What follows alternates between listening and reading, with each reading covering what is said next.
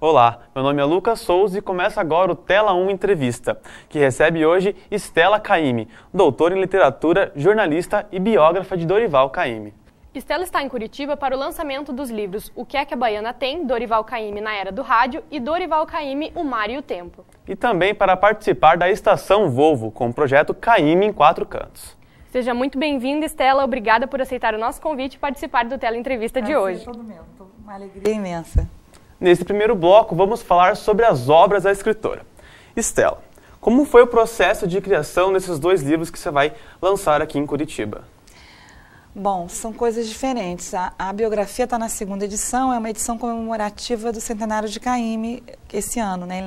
Ele nasceu em 14, então 2014 é a comemoração de centenário de nascimento. Eu lancei o Dorival Caymmi, O Mar e o Tempo, a biografia de Caymmi, em 2001, e o meu editor, da 34, então eu disse a ele, poxa, vamos aproveitar o centenário e fazer uma nova edição atualizada. Então esse foi o motivo do livro, né? E eu fiz numa época que eu era apenas jornalista.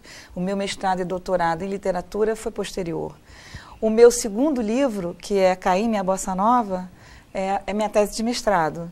Minha dissertação, na verdade. E eu me interessei muito em discutir as relações estéticas entre Caymmi e a Bossa Nova, porque eles estão separados no tempo em 20 anos.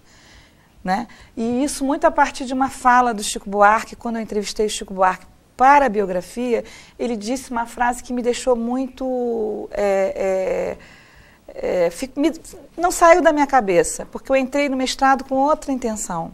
Mas aí, no meio da história, eu encontrei um teórico literário, chama-se Hans Robert Jauch, que entende a literatura como dialogal, e isso, como jornalista, para mim, que a gente trabalha muito com o sistema de comunicação e principalmente, a gente fala muito de repercussão e ele fala de recepção. Eu vi um parentesco, né, que ele, além de teórico de literatura, ele estava olhando a literatura como um processo comunicacional. Ele incluiu o leitor. Então, eu decidi entender por que a Bossa Nova, que era por exemplo, um movimento cosmopolita, moderno, que recusava o passado, não recusou Caymmi, que foi o que disse para mim o Chico Buarque. Quando eu fui perguntar para o Chico, para a biografia, falei, Chico, qual foi o impacto, na sua opinião, da Bossa Nova naquela geração toda, que era a geração do Caymmi, mas especificamente com Caymmi? Ele disse, olha, por ser um movimento revolucionário e radical, fez um filtro radical na música popular brasileira, a Bossa Nova rejeitou muita gente, recusou Noel, Ataúfo, muitos, mas não podia recusar Caymmi. E depois viu-se por quê, quando João Gilberto gravou várias vezes Caymmi em seus discos, Caymmi fez um disco com Vinícius, que é Vinícius Caymmi no Zum Zum, pelo elenco, e quando Tom gravou com Caymmi o famoso álbum chamado Caymmi Visita Tom e Leva Seus Filhos, Nana, Dori e Danilo. Então, a Bossa Nova acolheu Caymmi e recusou o resto, e o Chico usou um verbo muito peremptório, não podia. Bom, eu para dizer, mas por que não podia? Para isso, eu escrevi esse livro, para responder essa pergunta. O terceiro, como eu sou jornalista e estou na área de literatura, mas hoje a literatura é um processo dialogal comunicacional, me senti super à vontade e digo, vou falar sobre a rádio. Porque pode-se trabalhar música hoje em letras, na área de letras, então eu trabalhei música o tempo todo e eu digo, bom, eu vou trabalhar o rádio sob a perspectiva de um artista protagonista da sua época, importante, que vai falar do rádio desde um lugar em que ele vivenciou, diferente de um historiador que vai analisar. Porque eu quando fiz a biografia, tudo nasce com a biografia, eu fui me interessando cada vez mais e eu gosto muito da era do rádio, então eu gosto muito dos anos 30, 40 e 50, que é quando começa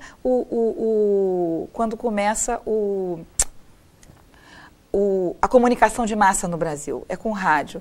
Então, você, para entender a comunicação no Brasil, você indo à fonte da primeira, você vai entender muita coisa. E é uma geração muito rica. E meu avô é compositor de rádio, ele ele inicia a carreira na era do rádio. Minha avó, Estela Mais, era cantora do rádio.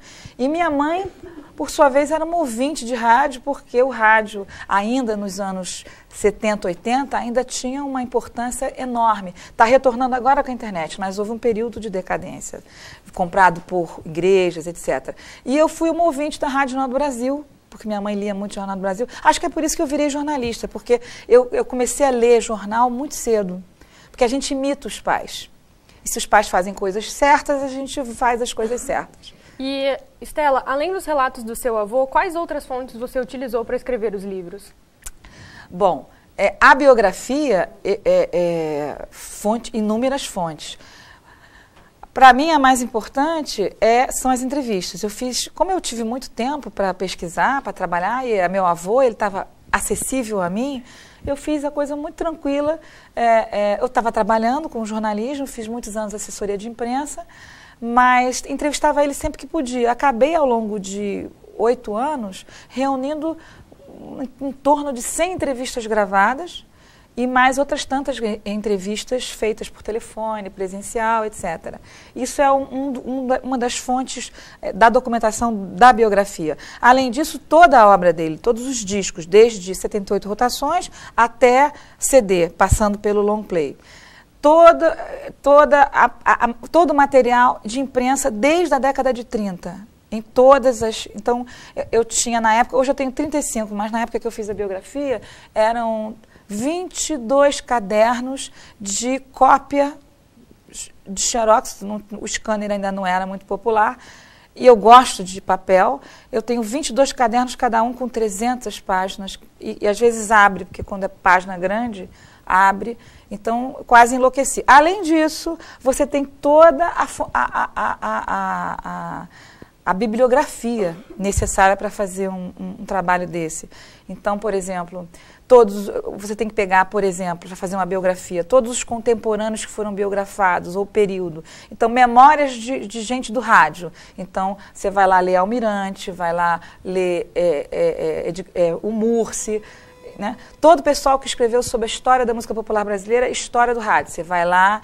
Todas as biografias dos contemporâneos. Então, Caymmi se deu com quem? Vinícius, biografia do Vinícius. Quantas tiver? Tom Jobim tem 3, biografia do Tom. Né? Samuel Weiner, que fez uma autobiografia. Luiz de Oliveira, que foi um grande...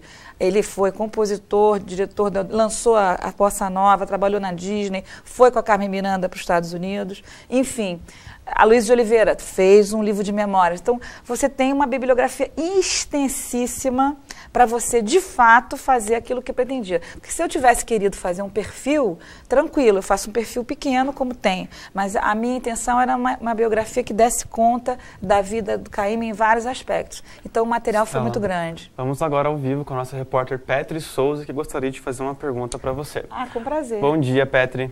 Bom dia, Lucas. Estela, levando em consideração os conhecimentos já de neta do artista, nas suas pesquisas, a senhora descobriu alguma coisa nova? O que mais te interessou? Senhora, eu vou morrer aqui, viu? Faz comigo, faz comigo. A surpresa, enfim, eu quando conheci meu avô, quando eu nasci, o meu avô já estava diminuindo muito o ritmo de trabalho.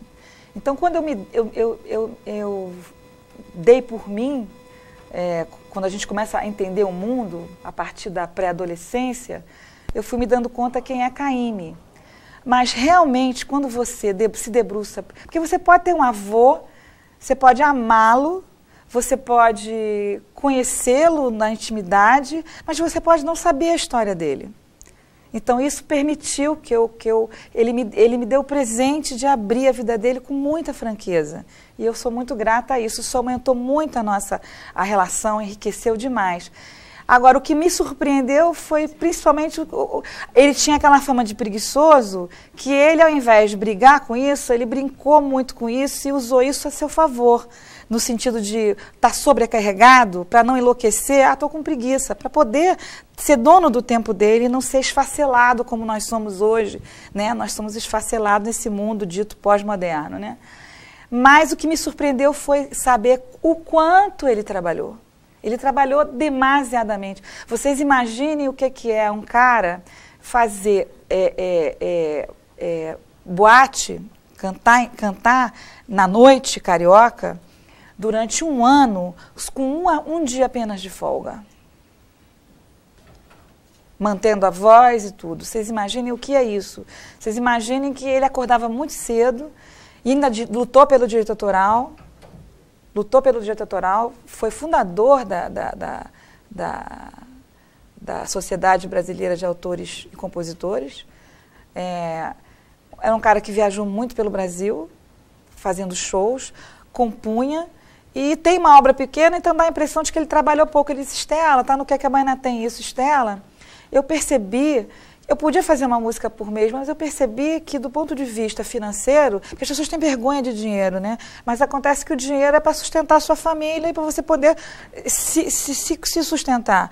Então, ele disse, eu ganhava muito mais se eu me apresentasse em show do que se eu ficasse em casa compondo ou se eu fosse para o rádio. Estela, levando em consideração toda a biografia do seu avô, qual é a sua expectativa para o lançamento do livro? O que você espera despertar nos leitores que vão acompanhar a biografia do Dorival Caymmi? Eu acho que o principal, não só Dorival Caymmi, porque eu falo de uma época, tanto na biografia, em todos esses 3 livros é toda uma época, é que a gente valorize o nosso passado. Existe um ditado francês que, traduzindo, seria assim, recuar para melhor saltar. Se você for ver um esporte olímpico como chama o esporte que você faz piruetas para cair na piscina, como é o nome? Eu agora esqueci. É uma modalidade olímpica que não é natação, é estético, não chega a ser dança em água. É quando o cara pula e faz piruetas e tal. Eu esqueci o nome dessa modalidade. Mas o que eu quero dizer é o seguinte, se você observar, ele recua para poder correr. Então não adianta ter pressa para chegar no futuro, porque você não vai chegar e vai chegar mal. O passado é importante. Então, esse trabalho que eu faço e o trabalho que os biógrafos e historiadores fazem é explicar para as novas gerações e as gerações que estão aí se esquecendo nesse momento fragmentado que a gente vive, de muita velocidade, que dá uma impressão de muito conhecimento e, no final de contas, você sabe muita coisa, pouca coisa de muita coisa, mas não tem profundidade. Então, você recuar no tempo, então você conhecer uma geração maravilhosa como Jorge Amado, Tom Jobim, Graciliano, Zé Lins do Rego, Vinícius de Moraes, Aracide Almeida, conhecer a sua história, conhecer a música. Nós encerramos por aqui este bloco do Teleentrevista com Estela Caymmi. No nosso próximo bloco, vamos falar sobre a importância de Dorival Caymmi para a música brasileira. Não sai daí!